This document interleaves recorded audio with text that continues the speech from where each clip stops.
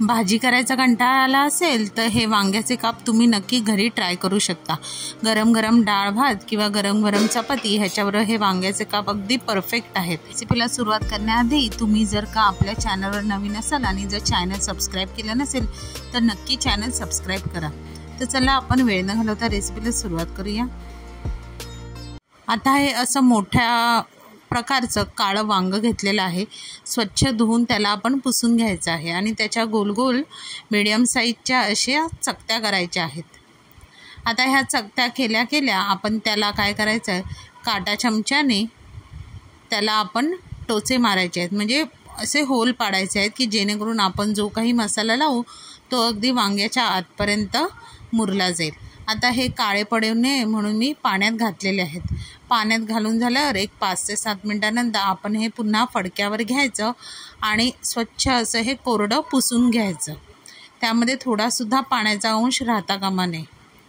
आता हे छान असे स्वच्छ साफ पुसून झाले की एका प्लेटमध्ये मी ह्याचा मसाला तयार करते। आता ह्यामध्ये मी लाल कश्मीरी तिखट, धने पावडर, जिरे पावडर, गरम मसाला, हळद, चाट मसाला आणि थोडंसं आलं लसूण ह्याची पेस्ट घेतलेली आहे। थोडीशी मी अशी पाण्यासारखीच इथे ती पेस्ट केलेली आहे। त्यामध्ये थोडंसं मीठ चवीनुसार, कोथिंबीर आणि थोडासा मसाला ओला होण्यासाठी तेलाऐवजी मी इथे थोडंसं पाण्याचा वापर केला आहे, म्हणजे अगदी 1 ते 1.5 चमचा एवढं। आता हे छान असं मिश्रण तयार झालं की आपण वांग्याच्या प्रत्येक कापाला हे असं छान वरून खालून दोन्ही साईडने मस्त असं चोळून घेणार आहोत आणि त्याला लावून आपण साईडला 15 ते 20 मिनिटासाठी मॅरिनेट करण्यासाठी ठेवणार आहोत। आता हे मॅरिनेट होईपर्यंत आपण काय करायचं, एका डिशमध्ये ह्याचं कोटिंग तयार करायचं आहे।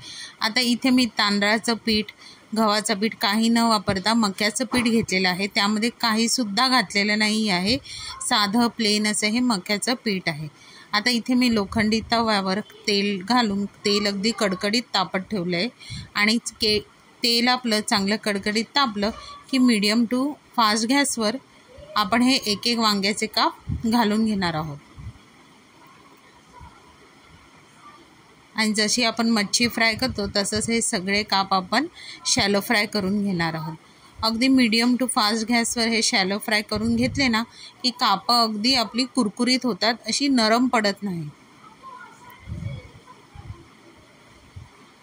गरज असेल तर आपण त्यामध्ये पुन्हा अर्धा ते 1 चमचा तेल सोडून कापं अगदी कुरकुरीत भाजून घेणार आहोत।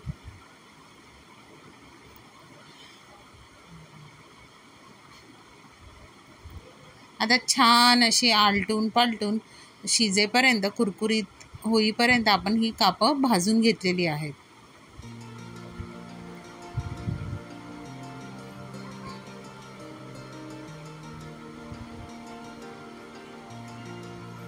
आता तुम्ही इथे बघू शकता कापं दोन्ही साईडने आपण छान सोनेरी रंगाला येईपर्यंत भाजून घेतलेली आहेत आणि आता ही कापंसुद्धा आपली खायला तयार आहेत। मस्त असा गरम गरम वाफाळलेला भात, त्यावर वरण, डाळ, गरम गरम चपाती, फुलका किंवा तांदळाची भाकरी ह्याबरोबर हे वांग्याचे काप अगदी परफेक्ट आहेत। जर तुम्हाला ही माझी रेसिपी आवडली तर रेसिपीला नक्की लाईक करा, शेअर करा, कमेंट करा। चॅनलवर नवीन असाल तर चॅनलला सबस्क्राईब करा आणि अशाच नवीन व्हिडिओच्या नोटिफिकेशनसाठी बेल आयकॉनला प्रेस करायला विसरू नका। तोपर्यंत मस्त मस्त राहा।